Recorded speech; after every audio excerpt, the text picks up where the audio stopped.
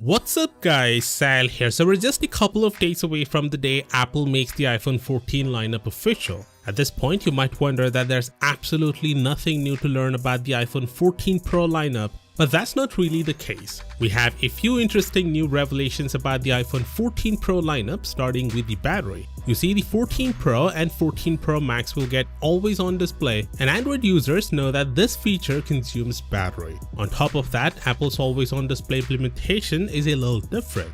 Instead of just showing you the time and notifications, the background of lock screen wallpapers with a depth effect will be removed and fully darkened, while the foreground will be dimmed.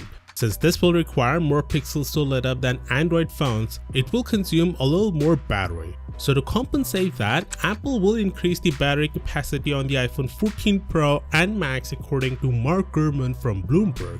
He didn't mention the capacity though, but it's always good to have a bigger battery. He also says that Apple will give eSIM a bigger push this time around. In fact, he says Apple was considering removing the physical SIM slot altogether, but decided to postpone it to next year for the iPhone 15. You see, I'm an if it ain't broken, don't fix it type of guy. Removing the physical SIM slots will only create problems for frequent travelers, so I don't think this is a good idea at all. Anyway, there's this video circulating on the internet claiming to be the iPhone 14 Pro, where it will let users choose between a single large pill shape cutout or one pill shape and one hole punch design at the top of the display to replace the notch. Many people have fallen for this for some reason, but I can confirm it's not true. It's not the iPhone 14 Pro, it's not even a prototype, it's just an iPhone 14 Pro clone from China. On the current iPhones, Apple never gave the option to turn the notch off for a single bezel up top, so why do you think they would give the option this time?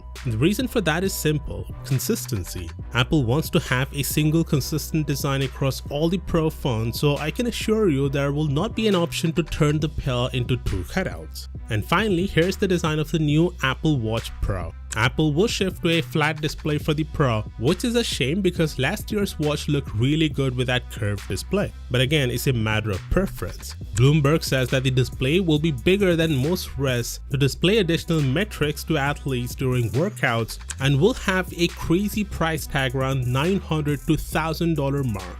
Apple will launch it alongside the iPhone 14 on September 7th. Of course, let me know your thoughts down in the comments, and as always, I'll see you tomorrow. Peace out.